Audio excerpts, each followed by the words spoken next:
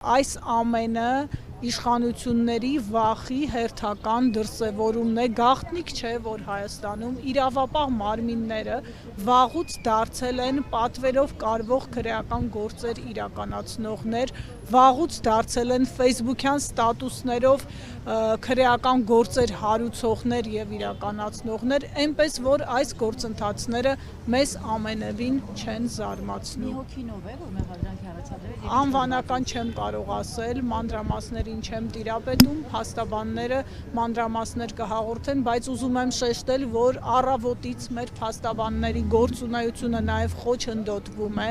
ահա այն կողմ մեզնից մի փոքր այն կողմ փաստաբանները սպասում են, նրանք չեն կարողանում մտնել հակակոռուպցիոն կոմիտեի շենք, մի քանի փաստաբանի է ընդամենը 1 կամ 2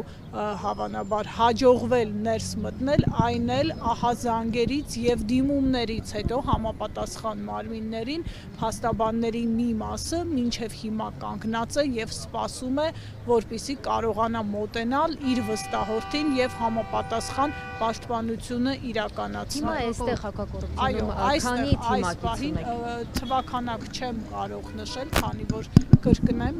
թիվը փոխվում է առավոտից, բայց նաև բերման ենթարկվածներ կան հակակոռուպցիոն կոմիտեի այլ հասցեներում, օրինակ տեղեկացանք, որ մի մասը գտնվում է Մոսկովյան մեկ հասցեում։ Փաստաբանները համապատասխան գործընթացներ են իրականացրել, ահազանգեր են հնչեցրել եւ միայն դրանից հետո որոշներին հաջողվել է մոտենալ իրենց պաշտպանյալներին, բայց մի մասը, կրկնեմ, առավոտից սպասում է եւ չի կարողանում իրականացնել իր փաստաբանական գործունեությունը, սա մարդու իրավունքների կոպտագույն խախտում է, նաեւ ուզում եմ այս գործընթացի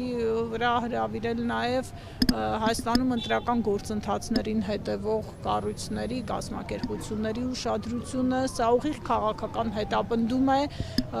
50+1-ի հավակնող ուժի նկատմամբ, այն ուժի նկատմամբ, որը առաջատարն է, որը Հայաստանում բերելու է փոփոխություններ եւ Սամվել Կարապետյանի, մեր ուժի առաջնորդի նկատմամբ արդեն 10 ամիս շարունակվող ապօրինի հետապնդման շարունակությունն է սա ըստ էության, այդ հետապնդումը եւ գործընթացները հենց նրա շուրջ եւս վկայում են, որ այս իշխանությունը վախեցած է,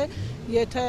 հակառակը լիներ, Սամվել Կարապետյանն էլ ազատության մեջ կգտնվեր եւ լիարժեք հնարավորություն կունենար